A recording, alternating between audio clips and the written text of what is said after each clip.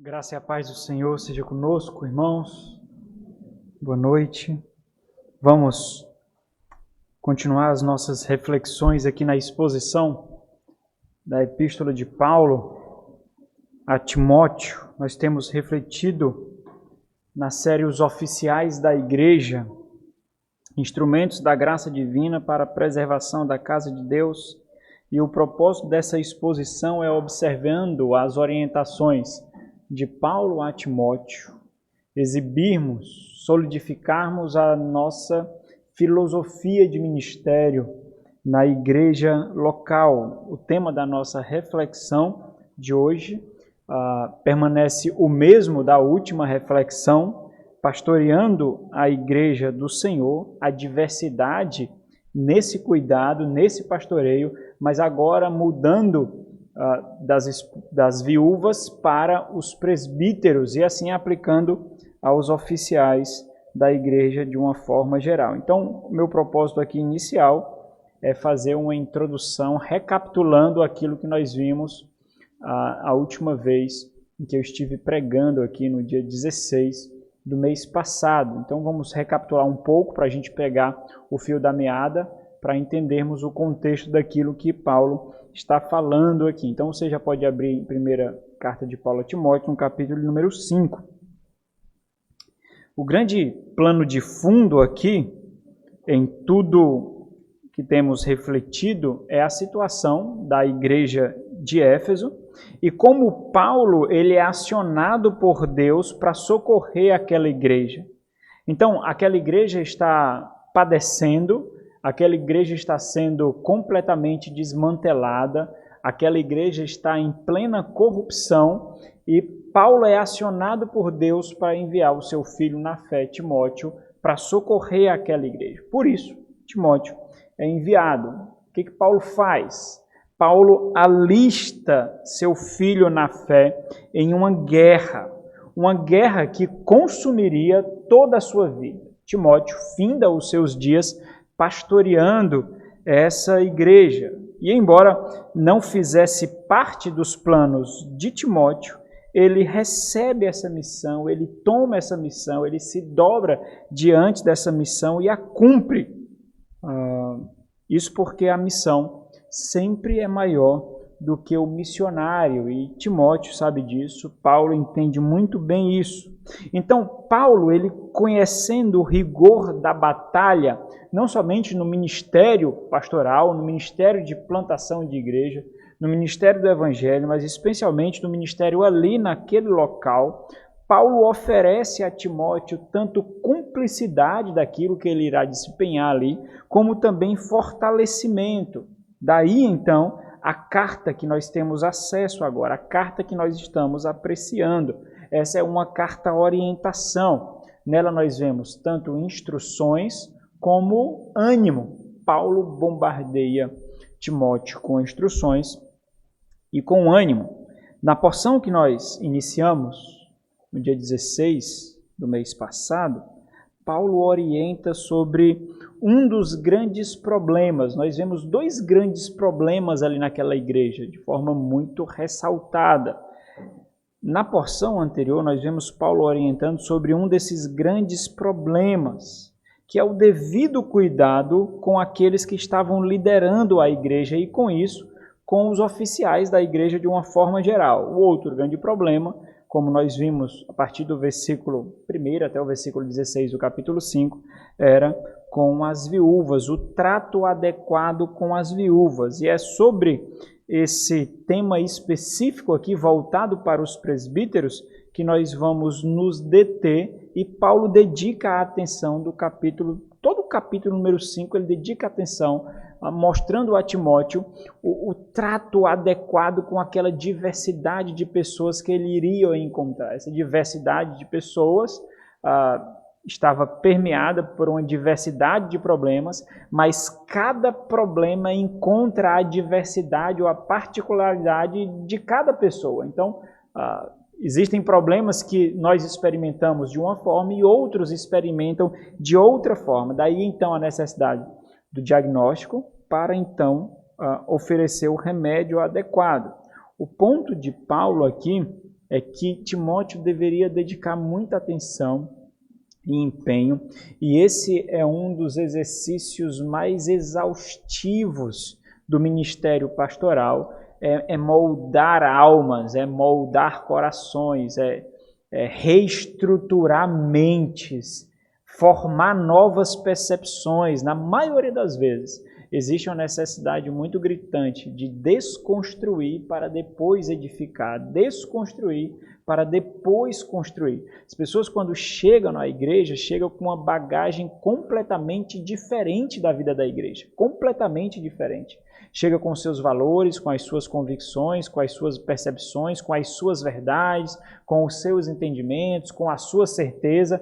Na maioria das vezes, isso precisa ser desconstruído para ser edificado algo novo. E nessas particularidades que Paulo orienta Timóteo para que ele observasse, para que isso fosse realizado. Então, Paulo entende a dificuldade do exercício do trato aqui, por isso que Paulo oferece muito ânimo a Timóteo. Então, Paulo enfatiza que na igreja do Senhor, que é a casa de Deus, a diversidade do rebanho exige a particularidade de trato, a particularidade no cuidado. Portanto, ele oferece aqui meio que uma liturgia, um modo de agir nesse trato, nesse cuidado. Timóteo deveria observar a particularidade de cada um que ele precisaria resolver ali determinados problemas dentro do corpo. Por isso o versículo 1 e 2 ele sintetiza essa diversidade. Mais na frente, a partir do versículo 13, Paulo ele particulariza e aí então ele ressalta esses problemas mais avultosos aqui, com as viúvas e com os líderes ali, com os presbíteros de uma forma geral. No versículo 1 e 2 do capítulo 5, Paulo diz o seguinte: não repreendas ao homem idoso, antes exorta-o como a pai, aos moços como a irmãos, as mulheres idosas como a mães, as moças como a irmãs. E aí ele dá um toque de cuidado aqui, quando ele faz referência às moças, quando ele diz com toda a pureza. Agora, seguindo essa mesma tônica, esse mesmo tom, as atenções são voltadas aos oficiais. Ele tratou nessa diversidade de uma forma geral, tratou das viúvas, agora ele se volta aos oficiais da igreja, também mostrando especificidades no cuidado, no trato com eles. Ou seja, a semelhança dos deveres que os oficiais tinham para com a igreja também tem deveres para com os oficiais. Se os deveres dos oficiais para com a igreja, dos líderes para com a igreja é proteger, nutrir e preservar, o rebanho também tem responsabilidades muito similares para com os seus líderes. Por isso, conforme nós vimos na porção anterior, nessa unidade maior, do versículo 17 ao 25, mas nós observamos apenas os 2 primeiros versículos, Paulo desenvolve assuntos relacionados ao cuidado, à honra, ao sustento, à proteção ou à disciplina dos presbíteros ali. Ao todo ele oferece 4 regras de como Timóteo deveria observar esse trato para com os líderes que ali estavam, e fazendo isso ele serviria de exemplo, estabeleceria um padrão, que obviamente não estava sendo observado, para que a igreja cumprisse esse rito, essa liturgia. Então ele oferece 4 regras. Essas regras aqui são muito importantes porque formam um padrão no trato de como os líderes da igreja, os oficiais da igreja, devem ser tratados. Nós aplicamos aqui aos oficiais, irmãos, mas na frente eu vou fazer referência para lembrar os irmãos, mas desde já, porque presbíteros aqui literalmente significa ancião. E ancião era aquele que tomava frente ali na liderança, na vanguarda de um grupo, de uma tribo, de uma comunidade. Então, esses anciãos aqui, eles assumiram a vanguarda da igreja. O que Timóteo vai fazer é justamente colocar um filtro, estabelecer um filtro para deixar somente aqueles que deveriam ser de fato líderes. Então, aquilo que nós aplicamos aos anciãos, que estavam assumindo uma posição de liderança, nós aplicamos aos presbíteros enquanto ofício, mas também aos oficiais de uma forma geral. Então, Paulo oferece 4 regras que Timóteo deveria observar, servir de exemplo para aqueles presbíteros, ou aqueles oficiais que ele iria estabelecer, mas também servir de exemplo para inculcar isso na própria igreja para que ela fizesse dessa mesma forma. Primeiro, reconhecer. Segundo, proteger. Terceiro, expor. E quarto, experimentar. Então, primeiro ponto, reconhecer. Os presbíteros que estão fazendo o seu trabalho corretamente, estão fazendo o seu trabalho fielmente, devem receber o respeito de toda a congregação, e uma manifestação desse respeito é uma remuneração adequada, condizente com o trabalho que ele realiza. Segundo, proteger. Só devem ser consideradas acusações contra os oficiais se houver 2 ou 3 testemunhas, e toda a apuração inicial não deve levar o caso à exposição. Então, observa que tem um freio aqui. Existe um freio que é estabelecido. Dado esse freio, feita uma averiguação, dá-se continuidade ao processo disciplinar dos líderes, dos oficiais da igreja, mas no primeiro momento é feito privadamente. Depois, expor. Se as acusações forem averiguadas, então for comprovada a culpabilidade, a pecaminosidade, os culpados não arrependidos, os culpados obstinados, eles devem ser expostos diante de toda a igreja, dos demais oficiais e de toda a igreja, para que eles temam, sempre mantendo a imparcialidade por causa do temor do Senhor. E por último, versículo 22 até o versículo 25, experimentar, observando todos os critérios que foram estabelecidos aqui por Paulo. A atenção e a cautela devem ser observadas por Timóteo, pela igreja, na consagração de pessoas ao oficialato. Então, existe um rito, existe uma liturgia aqui. A base de tudo isso, tanto faz referência aos deveres que eles tinham, como o padrão estabelecido no capítulo 3 de 1 Timóteo. E um destaque aqui é feito para a urgência que Paulo dá essas orientações. É como se Paulo estivesse a todo momento aqui dando ordens muito intensas, muito enfáticas. Isso ressalta o fato da necessidade para corrigir aquela igreja. A ideia de que esse é o caminho a ser seguido. Você pode escolher outros meios, talvez meios mais agradáveis, talvez caminhos mais agradáveis, talvez caminhos menos dispendiosos, talvez caminhos mais confortáveis, mas para chegar ao objetivo desejado, que é fazer com que aquela igreja fosse de fato casa de Deus, fosse de fato a expressão do reino de Deus. Para fazer isso, você precisará seguir esse caminho. Então, essa porção, do versículo 17 ao versículo 21, é uma unidade só. Paulo inicia um tema, desenvolve o tema e ele finda esse tema. Mas são muitos versículos com muitas instruções importantes para a doutrina da igreja, para nós passarmos de forma panorâmica. Então, no último sermão, nós refletimos sobre o versículo 17 e 18. Nesse sermão, nós refletiremos só sobre o versículo 19. No próximo sermão, só sobre o versículo 20. E no seguinte, do versículo 21 ao versículo 25. Então, nós temos aí algum tempo para a exposição. Deixa eu lembrar para vocês da última reflexão, do ponto que nós refletimos da última vez. Primeira regra é reconhecer. Reconhecer os presbíteros escravos da palavra. Versículo 17 e 18 diz assim: devem ser considerados merecedores de dobrados honorários os presbíteros que presidem bem, com especialidade, a saber, isto é, quem são os presbíteros que presidem bem? Os que se afadigam na palavra. Isso se tornou óbvio diante da última exposição, porque aqueles que são encharcados da palavra conduzirão o rebanho à igreja da forma que convém aos santos, de acordo com a vontade de Deus. Então ele solidifica esse argumento, ele fundamenta essa exigência de forma escriturística, citando duas porções, o Antigo Testamento e o Novo Testamento, quando ele diz: pois a Escritura declara, não amordaces o boi quando pisa o trigo, e ainda o trabalhador é digno do seu salário. Então, observando a situação daquela igreja e essas orientações muito específicas de Paulo, nós chegamos a uma síntese. Nós não sabemos como a igreja chegou na situação em que estava e por que Paulo dá essas orientações extremamente categóricas, mas observando o contexto, observando as orientações de Paulo, nós chegamos a uma síntese.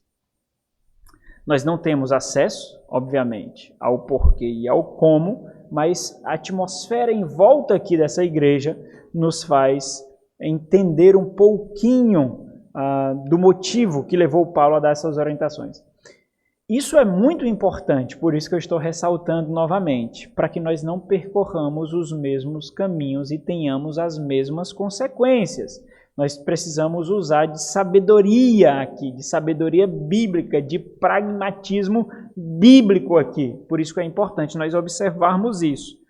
O fato de Paulo categoricamente cobrar o exercício de certos tipos de honra e de proteção aos oficiais ali, aos presbíteros ali, muito nos diz como aquela igreja estava tratando os seus oficiais. Mas não somente isso, nos diz também quais as consequências desse tipo de trato ou falta de trato dos presbíteros ali ou dos oficiais daquela igreja. Lembra que o ponto de Paulo aqui é oferecer um antídoto aqui, oferecer um remédio aqui. E esse remédio inicia como? Com Timóteo. E a separação de homens vocacionados. Importante entender isso. Porque essa é a grande diferença de igrejas fiéis e igrejas não fiéis. Essa é a grande diferença de igrejas saudáveis e igrejas que não são saudáveis. Igrejas solenes e igrejas irreverentes. Essa é a grande diferença. Os seus líderes. Simples assim, irmãos. Então, eu ressalto mais uma vez. Isso é de suma importância, porque se caso não fosse isso, Paulo não os apontaria categoricamente como remédio para a enfermidade, como antídoto para o veneno, como purificação para a corrupção, justamente o trato com os seus líderes. Devem ser merecedores de dobrados honorários os presbíteros que presidem bem, com especialidades que se afadigam na palavra. E embora nós discordemos aqui da interpretação que faz distinção entre categorias, como nós vimos, de tipos de presbíteros com funções diferentes, com níveis diferentes, com categorias diferentes, essa distinção ressalta algo muito importante, porque ele faz aquela diferenciação. Existem presbíteros que se fadigam na palavra, são aqueles que se dedicam à palavra e então ao pastoreio, e existem aqueles que são administrativos, é o regente e o docente, aqueles que presidem a igreja, aqueles que governam a igreja. Mas o ponto, os que se afadigam na palavra devem se dedicar exclusivamente a isso. Os que presidem bem podem ser bivocacionados. Então nós não concordamos com essa distinção feita pelo texto. Mas um ponto muito importante nessa distinção, que nós consideramos errada, é que o fato deles identificarem que a igreja precisa de homens que se dedicam integralmente à palavra de Deus, para a sua proteção, nutrição e preservação. Quando nós entendemos o que é igreja, quando nós entendemos o labor, a energia necessária para manter a igreja nos trilhos de Deus e não nos nossos, nós compreendemos muito bem que isso é condizente com aquilo que a palavra de Deus exige. Quando muitos não entendem a necessidade de pessoas que são integralmente dedicadas ao pastoreio da igreja, ao cuidado da igreja, elas só estão revelando, na verdade, como elas percebem a igreja do Senhor e da energia necessária para que essa igreja seja edificada, conduzida e protegida. Então, nós fechamos o sermão anterior com um lembrete. Quando há negligência em honrar os oficiais, não demonstrando que o rebanho compreende a importância deles, a necessidade e a vitalidade do serviço que eles realizam, haverá a desnutrição do ânimo no exercício da função. Então, quando há desnutrição do ânimo no exercício da função, qual é a consequência? A igreja ficará desnutrida e desnutrição mata. Essa é a consequência simples. Existe um caminho gigantesco a ser trilhado, cheio de entraves, entulhos, espinhos, obstáculos e perigos, mas o caminho é simples, árduo, doloroso, mortal, mas o caminho é simples de ser observado.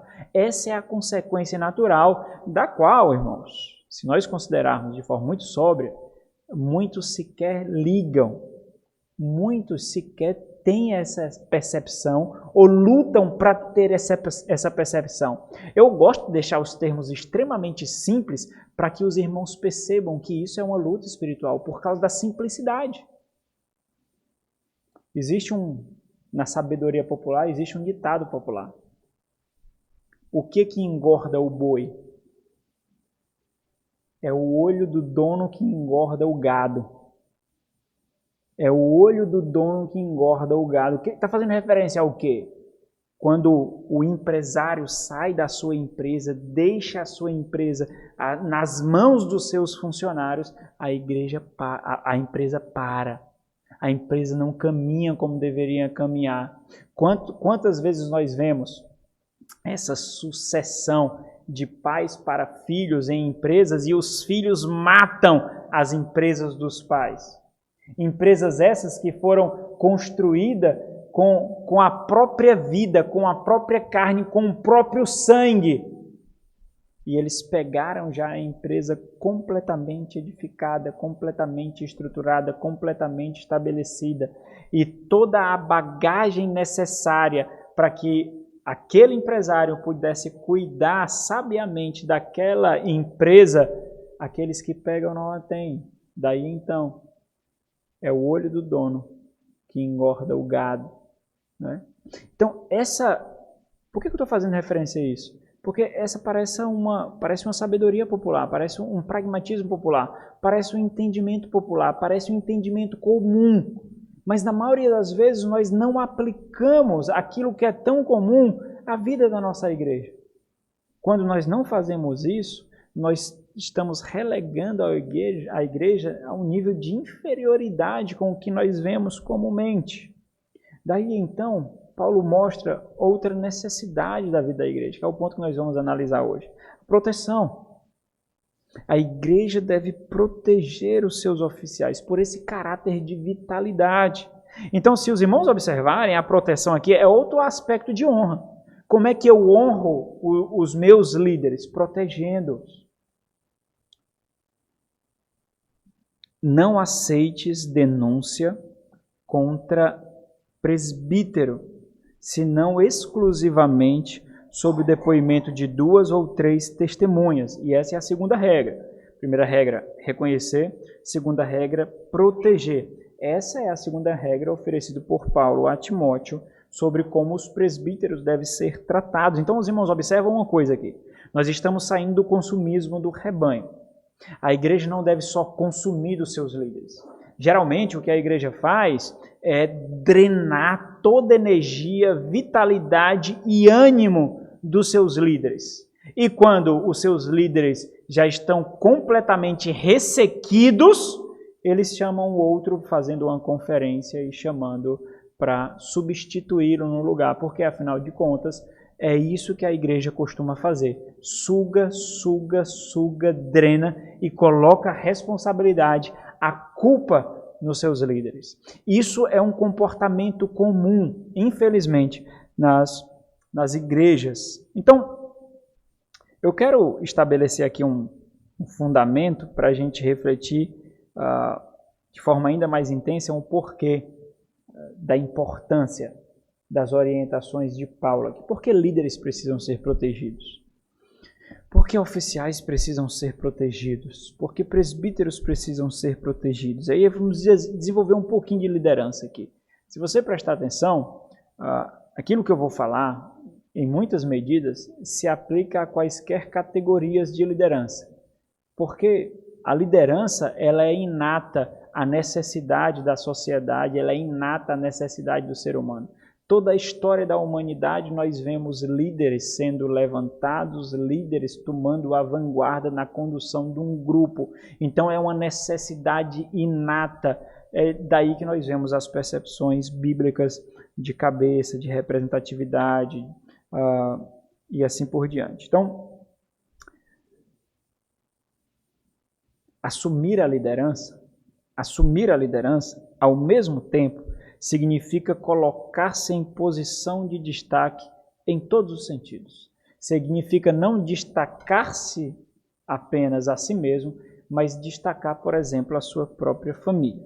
Por isso, conforme nós analisamos lá em 1 Timóteo no capítulo 3, existe uma série de proteção para que alguém que não saiba lidar com tal posição de destaque não seja colocado onde não deveria estar, justamente por causa da posição que será ocupada, especialmente falando na vida da igreja.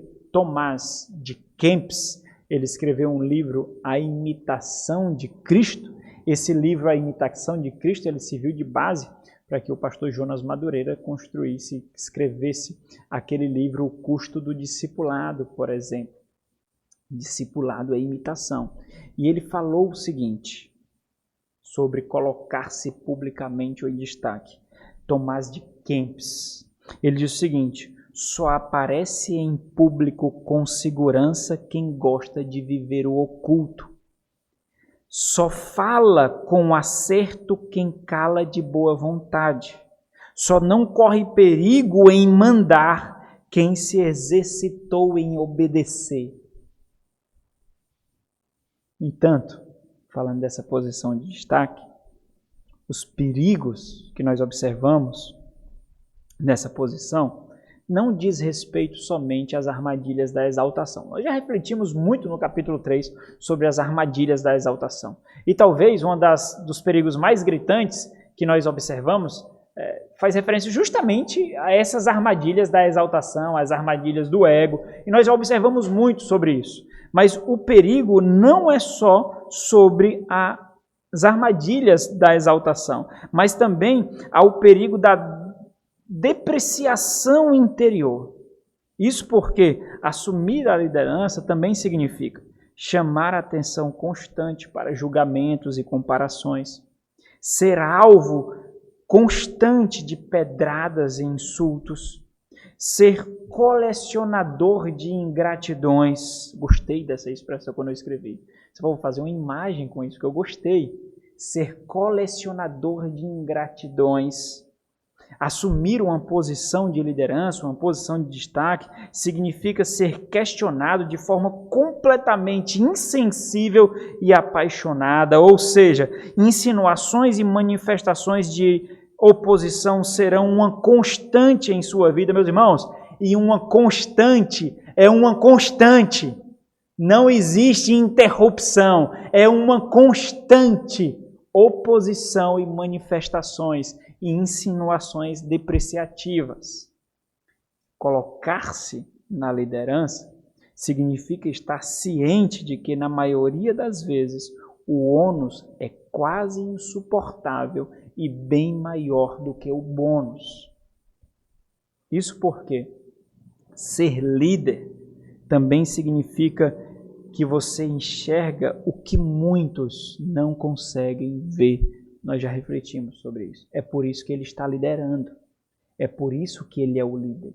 É por isso que todos não fazem o que ele faz. E isso você pode aplicar a tudo. Tudo, não somente à igreja. Mas colocar-se nessa posição, assumir essa posição, significa enxergar o que muitos não conseguem ver. Mas não somente isso. A liderança consiste em, justamente, conduzir, influenciar pessoas a caminharem até um alvo que eles não estão vendo com tanta nitidez. Isso quer dizer que na vida da igreja, algumas vezes, pastores precisarão carregar as suas ovelhas enquanto elas os mordem, porque elas não entendem para onde precisam ir, para onde estão indo. E em meio a mordidas, ovelhas precisam ser conduzidas muitas vezes nos braços. Por isso, invariavelmente, liderança pressupõe confiança por parte daqueles que estão sendo liderados. Guarda isso. Nós vamos refletir sobre isso até o final. Liderança pressupõe confiança. Agora, o que é confiança? O que é confiança? Confiança é uma disposição intencional de entrega do coração. Isso é confiança. Você confia no seu cônjuge? Mulher, você confia no seu marido? Então você sabe o que é confiança. Se você não confia no seu marido, ele é o cabeça, o condutor, o sacerdote, o guia, o líder. Se você não confia no seu marido, você sabe o porquê. Porque você não confia o seu coração em suas mãos. Se você confia em Cristo, você também sabe por quê. Porque intencionalmente, deliberadamente, você colocou o seu coração nas mãos dele. É isso que significa confiança. Disposição intencional. Então, eu acho que eu não precisaria falar isso, mas eu estou falando de uma disposição ativa sua. Você não faz isso passivamente. Confio, né? Não. Você escolhe, você decide intencionalmente entregar o coração. Deliberada e intencionalmente nós decidimos confiar.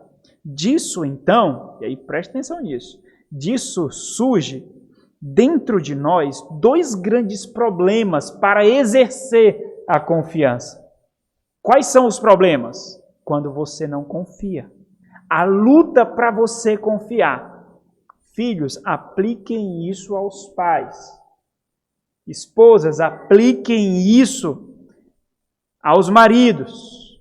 Ovelhas, apliquem isso aos líderes.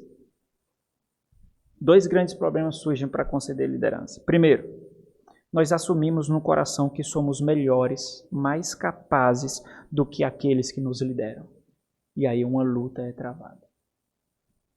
Por isso, desenvolvendo o primeiro, nós assumimos no coração que somos melhores e mais capazes do que aqueles que nos lideram. Desenvolvendo esse ponto. Por isso, nós não nos submetemos. Ao invés disso, o que nós fazemos? Competimos.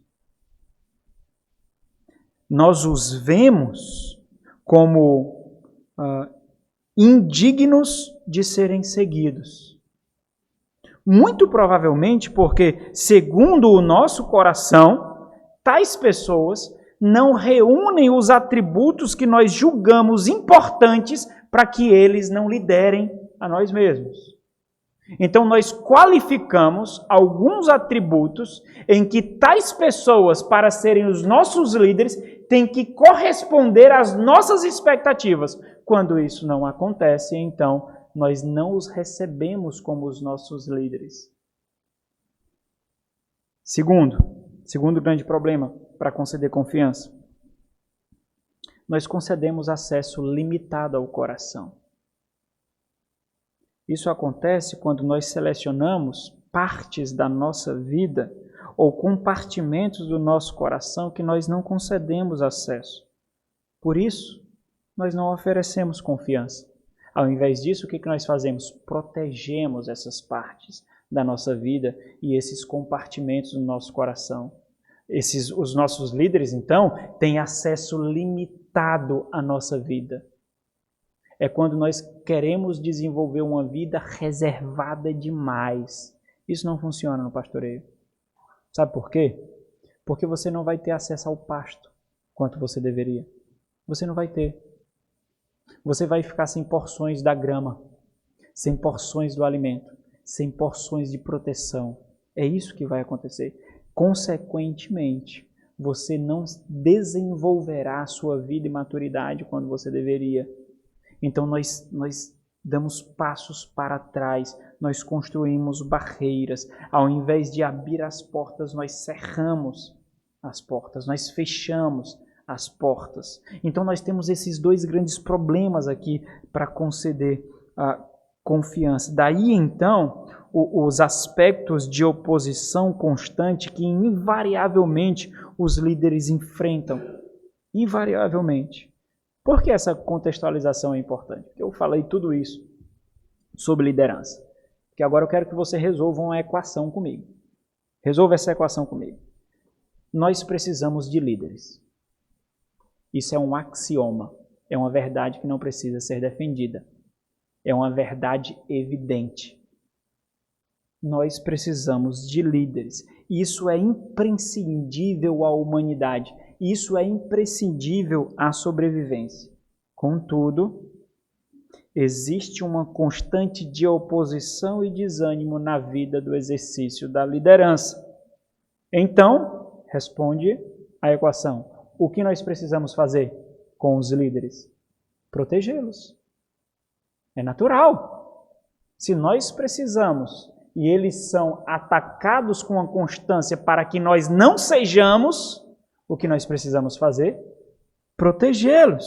É sobre isso que Paulo orienta Timóteo. Timóteo precisa garantir que isso acontecerá ali naquela igreja, mas não somente isso. Timóteo precisa garantir que aqueles que serão separados para o oficialato compreendam isso, mas também não somente isso, porque os líderes compreenderem isso não é suficiente, a igreja também precisa compreender isso. Então, olha as esferas. Meus irmãos, nós estamos falando aqui de moldar mentes. Nós estamos falando aqui de desconstruir valores e edificar novos valores. De desconstruir percepções, de ser instrumentos para desarraigar pessoas desse mundo, para plantar novas raízes, não nesse mundo, mas no mundo por vir. E o ponto é justamente esse. Quando você observa os seus líderes de acordo com as orientações da palavra de Deus, sabe o que você está fazendo? Você está fincando as suas raízes lá. É isso que você está fazendo. E esse é o grande ponto aqui. Então, nós precisamos olhar da perspectiva de Paulo, da perspectiva de Timóteo, da perspectiva daqueles que seriam separados por Timóteo e da perspectiva da igreja. Se vocês prestarem atenção, na maioria das vezes, nós falamos com mais propriedade e mais vigor justamente daquilo que nós não recebemos. Foi o que aconteceu muitas vezes com Paulo. Paulo teve seu apostolado questionado desde o início, desde a primeira carta que ele enviou aos Gálatas, desde o início. Paulo enfrentou oposição constante, mas ele fala disso com muita contundência. Por quê? Porque ele sabe que se não houvesse essas pedras no seu caminho para retardar no seu progresso, ele teria feito muito mais. Ele teria trabalhado muito mais. Ele teria plantado muito mais. Ele teria edificado muito mais. Então, justamente aquilo que ele não teve em muitas situações é aquilo que com tanto rigor de detalhes ele orienta a Timóteo, para que Timóteo execute ali, para que Timóteo faça justamente isso. Daí então a nossa percepção de por que a igreja pode ter chegado àquele ponto, o porquê ela estava colhendo de líderes falsos. Foi a igreja que plantou. Na maioria das vezes é assim, irmãos. A igreja colhe aquilo que ela planta. Por exemplo, a sua omissão na purificação e saúde da igreja vai resultar em quê? Em uma igreja corrupta. É uma igreja impura. É isso que vai ser. Então, Paulo sabe disso. Então, lembrando aqui, um dos aspectos de honra aos oficiais é proteção. Aqueles que presidem devem ser protegidos. Então existe uma relação mútua aqui. Eles protegem e são protegidos. Por quê? Porque nós sabemos que nós não conseguimos fazer o que eles fazem. Por isso que nós os protegemos. Nós não sabemos fazer o que eles fazem. Nós não temos os dons que eles têm. Então eu o protejo, porque eu preciso da sua nutrição. Vocês não estão entendendo? Não é simples isso? É simples. Não é difícil de ser entendido. É muito simples. Não aceites denúncia contra presbítero, senão exclusivamente sob o depoimento de 2 ou 3 testemunhas. Então, quando Paulo ele lança a mão desse termo para que a igreja observasse um freio aqui naqueles que têm alguma indisposição com a liderança, e os irmãos sabem que são muitos, né? Muitos têm indisposição com liderança, especialmente no âmbito da igreja, porque pecados são tratados constantemente. Então, com muita facilidade, nós dizemos assim, olha, o pastor deveria ter falado dessa forma. Não precisaria ter falado daquele jeito.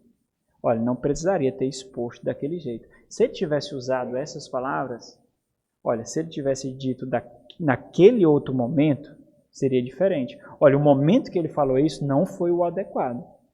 Ele não usou de sabedoria. Então, todos têm disposição, numa medida ou outra. Alguns podem matar mais. Alguns podem adestrar melhor, podem abafar melhor. Mas todos têm indisposição. Se você conseguir exercer uma disciplina espiritual, de olhar mais para os benefícios que você recebe com a liderança que tem, então isso será abafado com piedade, santificação e mortificação. Se você não conseguir isso, você vai exaltar os defeitos, os pecados, os erros. Quando Paulo estabelece uma exigência, que não aceites, é uma exigência de Paulo. Esse mandamento aqui estabelece uma disposição constante, é um alerta para o exercício de prontidão, de um pressuposto que a igreja deve ter. O que é um pressuposto? É algo estabelecido, é algo firmado previamente, de tal forma que se alguém exibir algo que saia desse padrão, o pressuposto entra em ação. Não. É melhor não continuar. Se eu fosse você, eu não continuava. Vai continuar, vai se dar mal. É melhor não continuar. Então, é um pressuposto de prontidão, de guarda, de proteção. Aqueles que lideram, eles entendem plenamente que existe uma multidão também na vanguarda da sua proteção, na retaguarda da sua proteção também. Não aceites denúncia. Essa denúncia aqui, irmãos, ela carrega um sentido judicial. É como se um tribunal fosse instaurado, e isso a igreja local ela é estabelecida também como um tribunal. Mateus capítulo 18, a partir do versículo 15, nós vemos esse tribunal, a igreja como um tribunal ali para os santos, para os filhos do reino. Então, aqui a denúncia no sentido judicial é a formalização de uma acusação com um propósito de desqualificação, de mostrar que aquela pessoa que a igreja recebeu como irrepreensível, 1 Timóteo capítulo 3, na verdade ela não é irrepreensível. Nela há repreensibilidade. Ela é uma pessoa repreensível. Então, aqui o ponto não são aquelas queixas simples, né? Aqueles desagrados, né? É quando você tenta abafar uma indisposição e de repente tem um lapso, saiu o lapso. Uma vez eu derrubei o microfone aqui, a irmã do pastor Cleito estava aqui, né? Aí derrubei o microfone lá na outra igreja. Aí quando derrubei o microfone, ela falou assim, bem feito, ainda bem que foi o pastor. Né? Porque na mente dela o que é? Se fosse outro, ele já ia apontar. Porque é isso que a gente faz, não é não? É isso. Quando o primeiro neto do pastor Cleito ia nascer, o Isaac, nós só ouvíamos o burburinho na igreja. Agora eu quero ver. Ele fala com todo menino para se calar, para calar a boca, para não correr. Agora eu quero ver quando o netinho dele nascer. O que eles estão esperando? É só uma oportunidade para detonar o líder, não é? É. Eu sei que também você busca isso de vez em quando. Eu sei. Eu sei que é ruim achar que tem alguém que se parece o supremamente santo diante de você. Eu sei. Eu sei. Eu sei que muitas vezes você recebe repreensões como se aqueles que o fazem fossem superiores. Vocês não sabem o constrangimento. Vocês não sabem o desconforto. Vocês não sabem a luta. Se o ônus é muito maior muitas vezes do que o bônus, por quê? Por que a vocação é mantida? Por que a posição é mantida? É justamente por isso. Por causa da realização para aquilo que foi chamado. Não há opção de fazer outra coisa. É por isso que o desconforto é suportado. É por isso que o desagrado é suportado. É por isso que as angústias de guerras travadas em conversas que nós temos já são travadas por nós dias e dias antes. E você sequer sabe. É o preço a ser pago. Então, nós não estamos falando de desagrados que todo mundo tem com aqueles que lideram. Por quê? Porque todo mundo acha que pode ser um melhor líder do que o seu líder. Não é? Olha, se fosse eu tinha feito desse jeito. É que nem político e técnico de futebol. Todo mundo é um bom político e um bom técnico de futebol. Não é? Até eu não sei nem que campeonato está rolando, mas eu posso ser o melhor técnico de futebol. Porque nós saímos do mundo real e criamos um mundo de ideias. E no nosso mundo de ideias, nós somos reis. Nós somos senhores. Nós somos soberanos. Então, Paulo não está falando desse tipo de denúncia. Esse tipo de denúncia nós escutamos e deixamos passar. Então, por exemplo, qualquer acusaçãozinha, olha, o pastor fez isso. O presbítero fez isso. Olha, como é que nós fazemos? Olha, cuidado, isso foi uma denúncia formal, vamos instaurar aqui, cadê as testemunhas? Não, entra aqui e sai aqui. Não é sobre isso que ele está falando aqui. Ele está falando de uma acusação cuja intenção é removê-lo dessa posição que ele ocupa. Ele está falando de mostrar que há um caráter repreensível naquele que edifica o corpo, ou é um instrumento de edificação. Aquilo que coloca alguém como desqualificado para exercer aquele ofício. Então, Paulo aponta aqui, novamente, uma liturgia para a acusação dos oficiais. Isso porque, se houver repreensibilidade, desqualificação, aquela pessoa simplesmente não pode presidir. Agora, por que isso é importante? Por que isso é importante? Vamos lá para a igreja de Éfeso agora. Bom, quase 2000 anos atrás. Vamos para lá. Por que isso é importante? Porque aquela igreja estava experimentando na pele quais as consequências de ser liderada por pessoas desqualificadas. Então, quando alguém levanta uma acusação de desqualificação na liderança, um alerta precisa ser levantado. Não é algo banal. Isso mata igrejas. Mata igrejas e mata famílias e mata pessoas.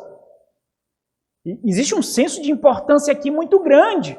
Nós temos que ter muito cuidado com as nossas palavras e para quem e como nós apontamos o dedo aqui. Aquela igreja estava sentindo na pele qual o resultado de não ter líderes vocacionados e irrepreensíveis. Não era mais casa de Deus, mas agência de Satanás. É assim que Paulo trata.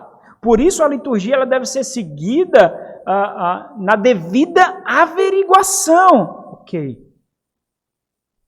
É somente uma indisposição sua, coração magoado, um coração ferido, ou você realmente tem provas de que isso está acontecendo. Porque entenda, ele não é só o seu líder, ele é líder da igreja. E quando você levantar as mãos para acusá-lo, você tem que entender que isso é notório o suficiente para a igreja lhe seguir. Porque outros também levantarão a mão. E talvez nesse tribunal a cadeira de réu girará. Não aceites denúncia. Vocês vão decorar esses versículos, né? O 17, 18 e 19. Não aceites denúncia contra presbítero, senão exclusivamente sob depoimento de 2 ou 3 testemunhas. Então, Paulo está enfatizando essa disposição primária e constante em aplicar maior nível daquilo que nós fazemos com todos os irmãos. O que é que nós oferecemos aos irmãos? O benefício da dúvida. A cristãos, nós oferecemos o benefício da dúvida. O nível maior, superior, deve ser dedicado aos líderes. O maior benefício da dúvida. Mas isso não significa condescendência, obviamente. Isso não significa cumplicidade no erro. Olha, eu não vou tratar desse caso com essa líder, porque eu também tenho esqueletos no armário. Eu também tenho problemas. E se eu acusá-lo, eu também serei acusado. Então, o ponto de Paulo aqui é observar também a imparcialidade. É o que nós vamos ver no versículo 20, no versículo seguinte, na próxima vez. A imparcialidade deve ser mantida, por isso a cláusula de exceção. Existe uma exceção para a acusação. Existe uma exceção para dar prosseguimento à instauração do tribunal aqui. Existe essa cláusula. Aí a importância aqui dessa cláusula de exceção. Se não exclusivamente, ou seja, existe uma exceção, existe uma condição, que é o depoimento de 2 ou 3 testemunhas. Qual é a importância dessa cláusula de exceção? Observando todo o rigor aqui, o maior nível de benefício da dúvida, a imparcialidade deve ser preservada. Então entenda, calcula comigo, o maior nível de influência, estou falando dos líderes, o maior nível de influência, porque uma das características de um líder é ter poder de persuasão, é ter poder de influenciar. Então, calcula comigo aqui. O maior nível de influência, maior acesso ao coração, é confiança, maior acesso ao coração, posição de autoridade, maior poder de persuasão, significa ao mesmo tempo um potencial gigantesco para um estrago avassalador. É ou não é? Ele pode conduzir famílias à desgraça.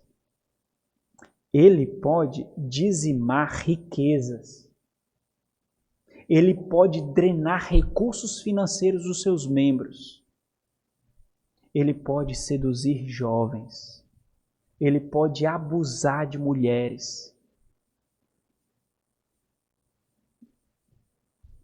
Por isso, se por um lado existe o propósito de combater a injustiça facilmente cometida contra os oficiais, que facilmente são acusados por antipatia, por qualquer nível de discordância. Por outro lado, o nível de suspeita controlada deve ser mantido aos oficiais. Eles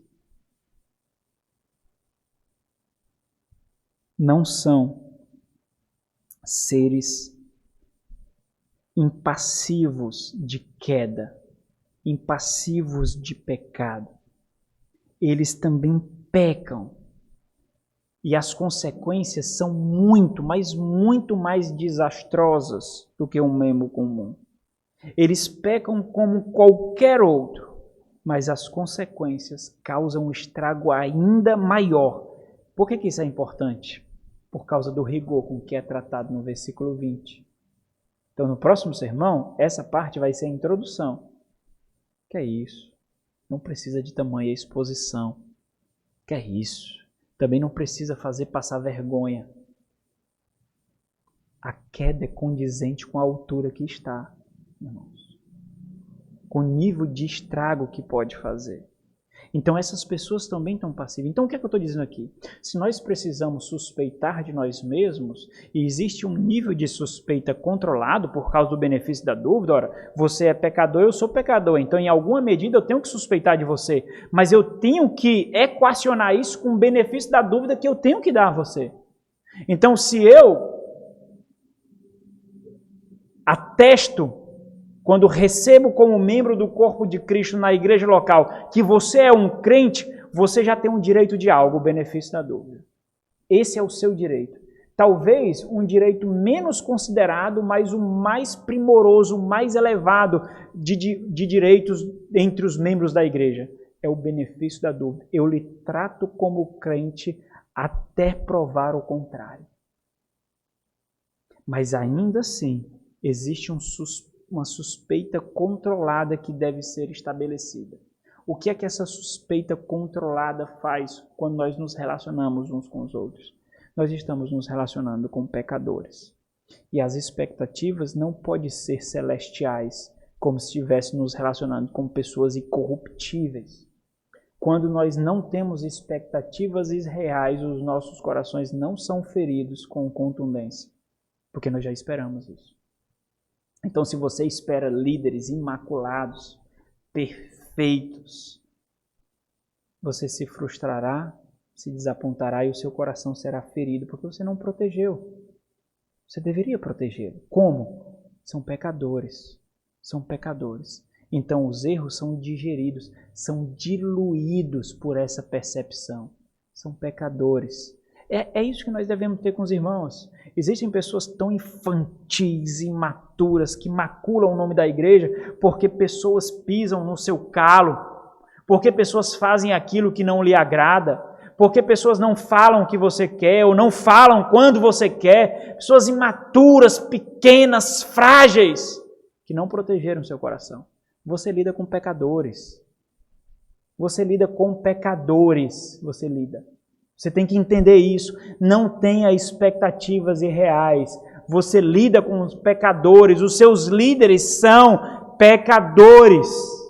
Nós precisamos entender isso para que não coloquemos na conta da igreja frustrações fruto de imaturidade nossa. Mas é isso que nós fazemos. Nós pegamos a noiva de Cristo e tratamos como uma qualquer. Imputamos a ela aquilo que é responsabilidade nossa.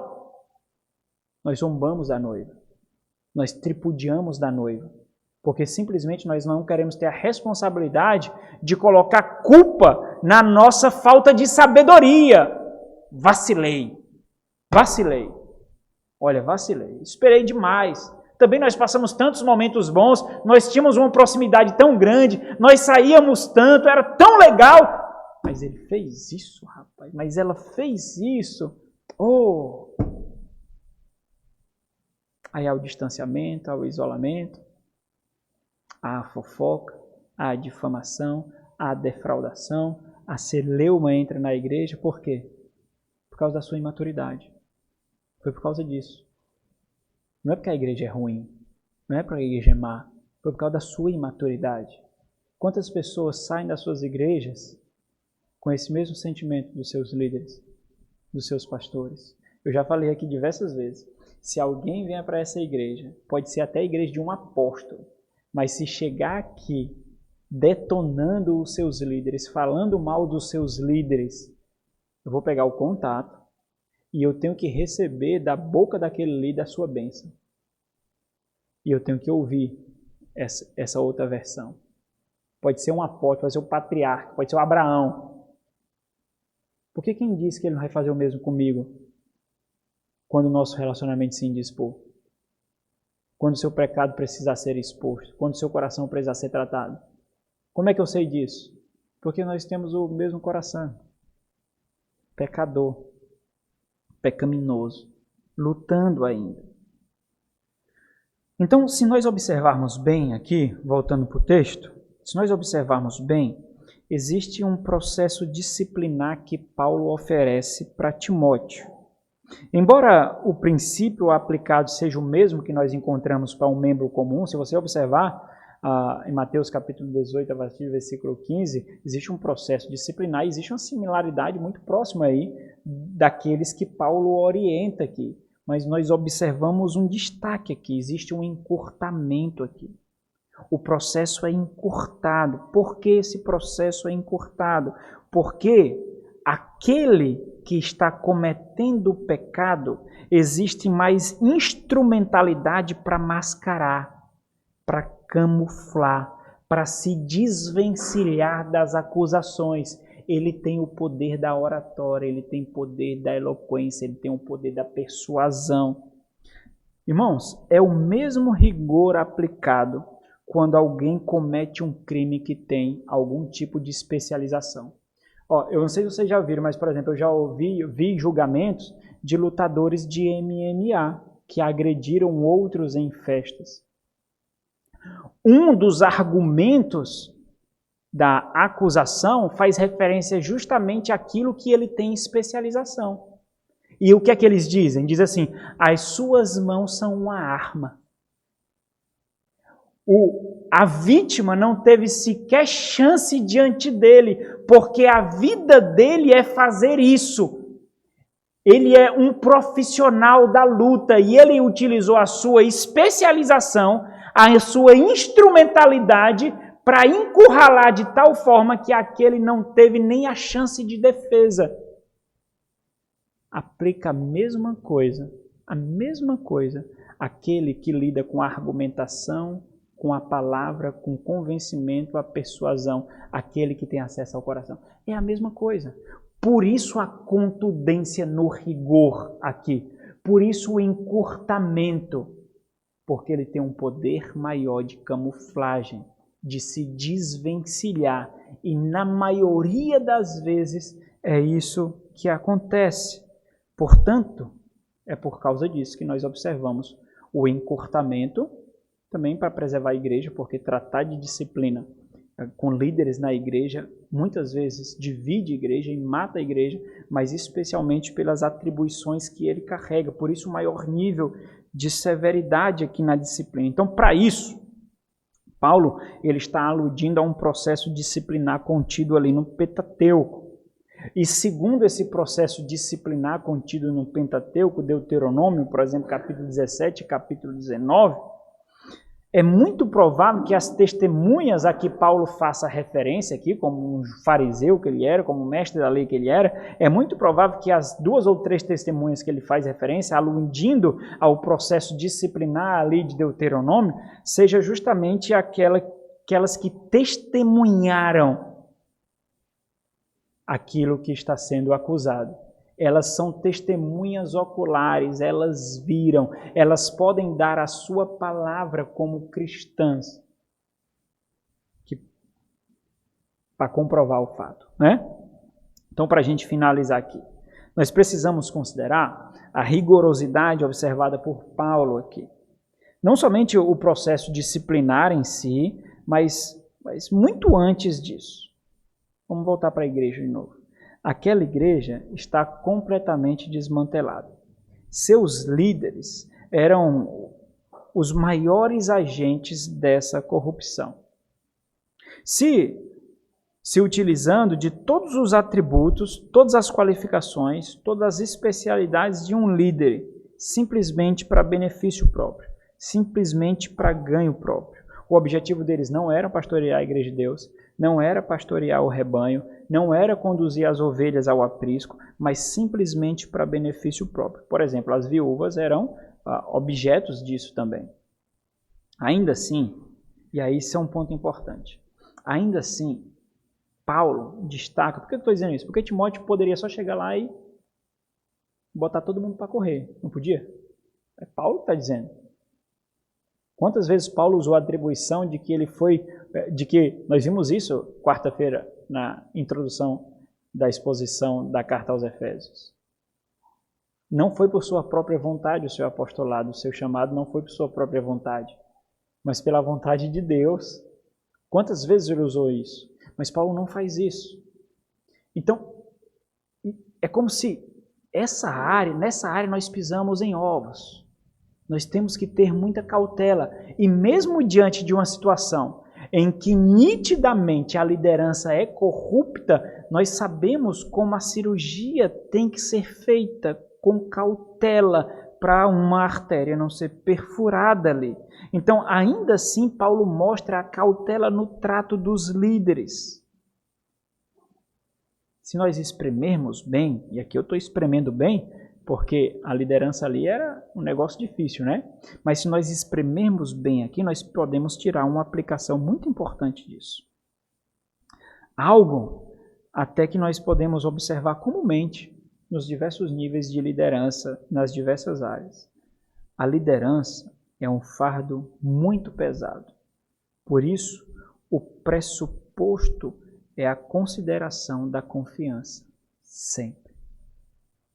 Existe a cláusula de exceção, mas sempre o pressuposto no trato com a liderança é de confiança.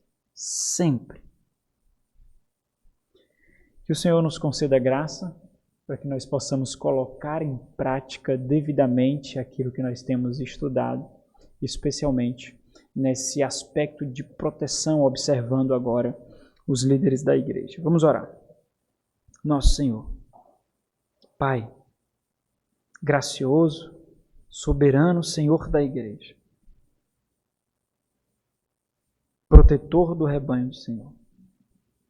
Obrigado, Senhor, por essa porção das Sagradas Escrituras, que nos ensina de forma tão pontual, ao mesmo tempo que ressalta a delicadeza do tema, como lidarmos devidamente com aqueles que corromperam a vocação, com aqueles que se colocaram como vocacionados quando não o são, com aqueles que utilizaram de funções tão graciosas e celestiais para benefício próprio e para a exposição corrupta da sua alma. Dá sabedoria a essa igreja, Deus, cada irmão, a cada ovelha, a proteger os seus líderes, para que a igreja possa ser protegida, para que os seus líderes não sintam-se desamparados, desprotegidos, para que o ânimo não seja desnutrido, ó Deus, para que a sua energia e vigor não seja drenada, e então as consequências redundem em miséria e morte da própria igreja. Abençoa-nos em nome de Jesus. Amém.